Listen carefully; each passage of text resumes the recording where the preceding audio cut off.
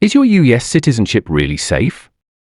Starting October 2025, new denaturalization rules are set to change everything, putting the citizenship of countless naturalized Americans at risk.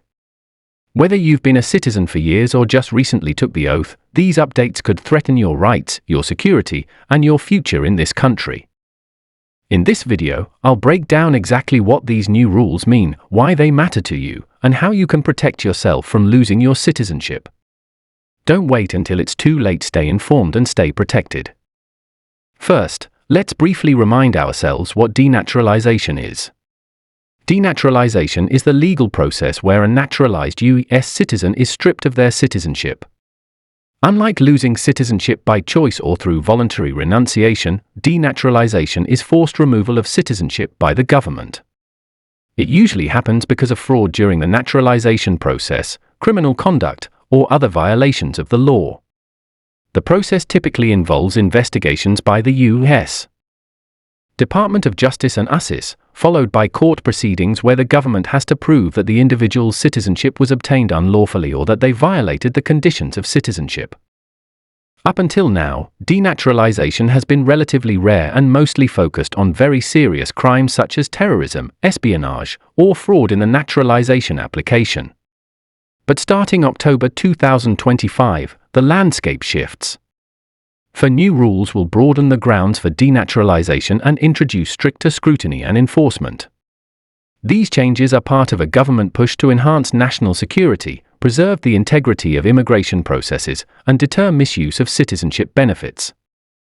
So, what are these new denaturalization rules, and what do they mean for you? The first rule involves enhanced scrutiny for naturalization applications and post-naturalization reviews. USCIS and the Department of Justice are investing heavily in new technologies and data sharing capabilities, including AI-driven analysis, biometric verification, and inter-agency databases. This means that if you provided false information, concealed important facts, or omitted relevant details during your naturalization process even years ago, those discrepancies can be detected more easily now. The government can reopen your case, investigate past documents, interview witnesses, and potentially initiate denaturalization proceedings. This rule essentially extends the window of vulnerability for naturalized citizens, who may have thought their status was secure long after naturalization. Second, the new rules expand the types of criminal conduct that can trigger denaturalization. Previously, only certain crimes, like terrorism, aggravated felonies, or offenses directly related to immigration fraud, were grounds for losing citizenship. Beginning in October 2025, the list grows to include additional federal crimes such as aggravated identity theft, conspiracy to commit fraud, and crimes involving dishonesty or breach of trust. Even criminal convictions after naturalization can now lead to citizenship revocation. This means if you have a criminal record or are involved in legal proceedings, you must be extremely cautious and consult legal counsel immediately. The government's expanded authority aims to close loopholes and prevent individuals who engage in criminal conduct from retaining U.S. citizenship.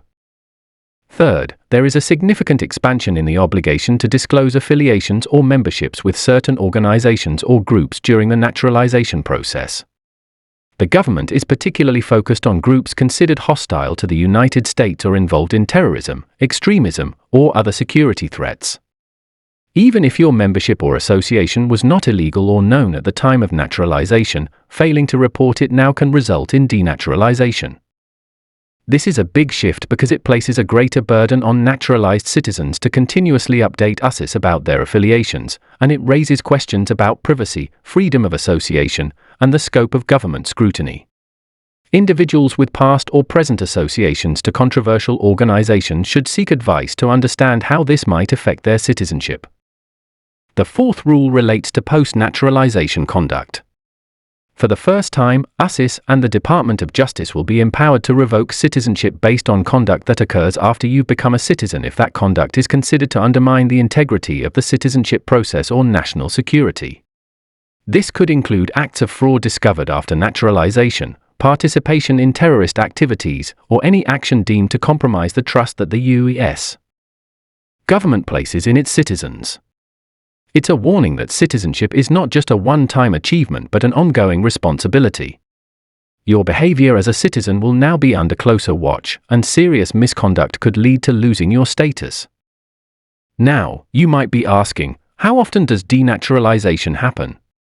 Historically, denaturalization is rare compared to the millions of naturalized citizens living peacefully in the United States. However, with these new rules, the government is signaling a shift toward more aggressive enforcement. The number of cases may rise, especially as investigative technologies improve and inter-agency cooperation becomes more efficient. It's important not to panic but to understand that these changes call for vigilance and proactive action. So, what steps can you take to protect yourself from potential denaturalization risks under these new rules? First, absolute honesty in your naturalization application is non-negotiable. If you are applying for citizenship now or in the future, make sure your application is accurate and complete. Disclose all relevant facts, affiliations, and background information. Attempting to hide or distort facts can backfire dramatically once the new enhanced screening is implemented. Second, if you are already a naturalized citizen and have concerns about your past disclosures, criminal record, or affiliations, it's critical to seek expert legal advice. An experienced immigration attorney can review your case confidentially, identify any red flags, and guide you on corrective steps, such as filing motions to reopen or clarify your case before authorities initiate proceedings against you. Third, keep meticulous records. Maintain documentation that proves your lawful residency, tax filings, employment history, and any other evidence that supports your good standing. These records could be crucial in demonstrating your eligibility and compliance if questions arise. Fourth, stay informed and aware. Immigration law evolves, and policies shift frequently. Pay attention to official USCIS announcements, trusted legal advice, and community resources to keep up with changes that may affect you. Let's also discuss the denaturalization process itself. If the government decides to pursue denaturalization, it begins with a formal investigation and notice. You have the right to be notified and to contest the allegations. There will be hearings, legal filings, and the chance to present evidence in your defense. This process can be stressful, complicated, and expensive. That's why prevention by understanding these rules and keeping your application and records in order is so important. It's also crucial to clarify that denaturalization is not automatic deportation, but it often leads to removal proceedings. Once citizenship is revoked, the individual's status reverts to their prior immigration status, which may not be lawful. That opens the door to deportation. Losing citizenship also means losing voting rights, access to certain jobs, and the ability to petition for family members. Before we finish, let's bust some common myths about denaturalization. Myth 1: once you're a citizen, you're safe forever. The new rules make it clear this isn't always true.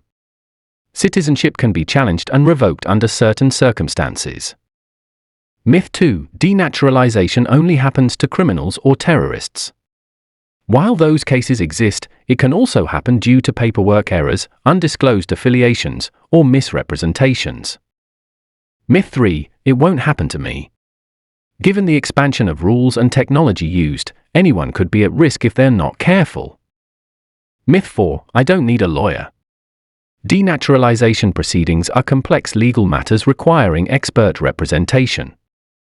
Navigating this process alone is highly risky. In closing, the 4 new denaturalization rules coming in October 2025 represent a major shift in U.S. immigration enforcement and citizenship protection. If you're a naturalized citizen, understanding these changes is essential for protecting your rights and your future. Being honest, staying informed, seeking legal guidance when necessary, and keeping thorough records are your best defenses.